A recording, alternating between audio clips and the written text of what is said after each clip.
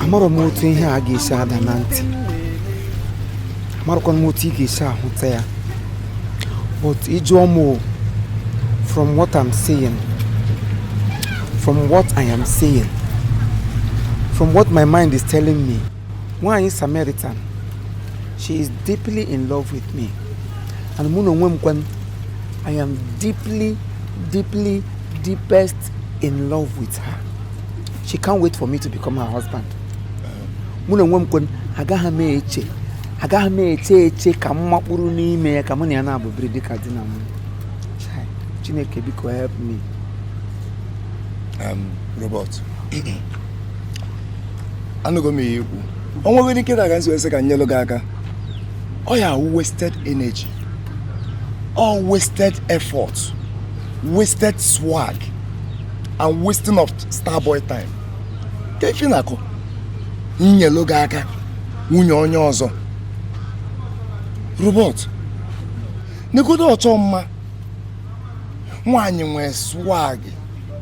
Nwaanyị julu eju na-acha baa ka mmanụ anwụ. Nwekwuo n'ego ọ na-ayọ gị biko. Ewere nwaanyị ọ ya na-ayọlu gị biko otu a. Accept nwaanyị mmadụ na nwaanyị ji ego jiri ife nọ ihe awụ ihe ụmụ ikolobịa dị ka mụ na gị na-achọ achọ n'obodo a. Ị makwa na onwe ka isi wee nụọ nwaanyị a kịta na ihe agaziwegolu gị ọfụma. Akụnụbi ya niile n'ọgụ nwa ya. Ngwongwo ya niile n'ụwa. Ikuku akụsa gị, okusakwa nwa. Asọ igi nwoke ka ife ilo. Amaghị m ego na ọchọ mma kwụrụ gị. Amaghị m dibịa gị na ya na-abụ jere gbaa ndụ. Amaghị m ihe o nyere gị iji si ọnwụ si na ị ga-enwetarịrị m ma ị ga-akpụrịrị m kpụị ọchọ mma. Mana na akpụị ọchọ mma o, ọwa ọchọ dị o. I don't want ọchọ dị. Onye m chọrọ NWANYI Sameritan, can't you understand it? Can't you see that I'm deeply in love? I'm NWANYI Sameritan n'anya. The language of love is what I'm hearing. I can't understand why you don't want to understand me. Eh? Zero wa ahụrụ m nwaanyị a n'anya nke ukwuu. Na-eli anya na mkpụrụ anya. Na-ahụ ịfụnanya. Ụgwa m okwu na-ahụ ịfụnanya. Mụ na ya na-abụ, we are meant to be together. We are meant to be husband and wife. Hey. And not any other person. Hey, Michonu. Robert Michonu. Elapụla ala. Nwunye mmadụ. Nwunye nwoke ibe gị. Abụzina nwunye mmadụ. Abụzina nwunye mmadụ. Nwere nwunye onye ọzọ nwunye m. See, let me tell you. Ihe m chọrọ ka inyere m aka. Ka iwepụga nwa oyi. Yes. Nwa oyi si n'ụzọ m pụọ. Ihe ọbụla anyị ga-eme iji pinyụọ ya. Ya pụọ kpatakpata maka NWANYI Sameritan agwala m kwuo ha kwuo ihe.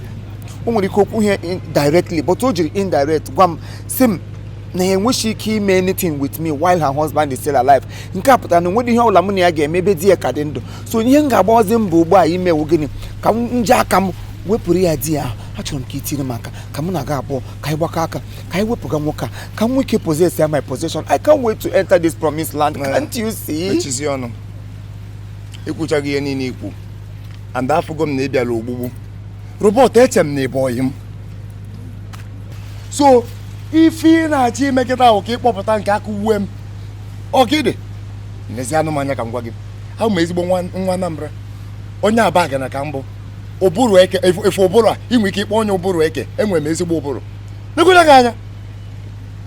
Ịkpọpụta igbu di mmadụ. Nwefe na-eme gị nwoke ibe gị.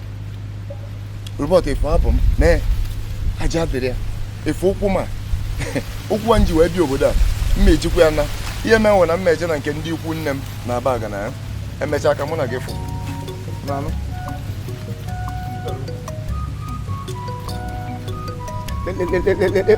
egbe eluigwe ikuku aja ọnụ ikuku burukwe ozu gị. Igodo ije otu mkpọrọ my friend, just look at yourself. Ihe bragara m wee gbo nkọnkọ gbunwere okwe. Ordinary thing ụmụazị ibe gị ga-awote ha nụpere ya like this fem ha agbabu ha nyere ibe ha ka what are friends for? As a friend in need is also a friend indeed.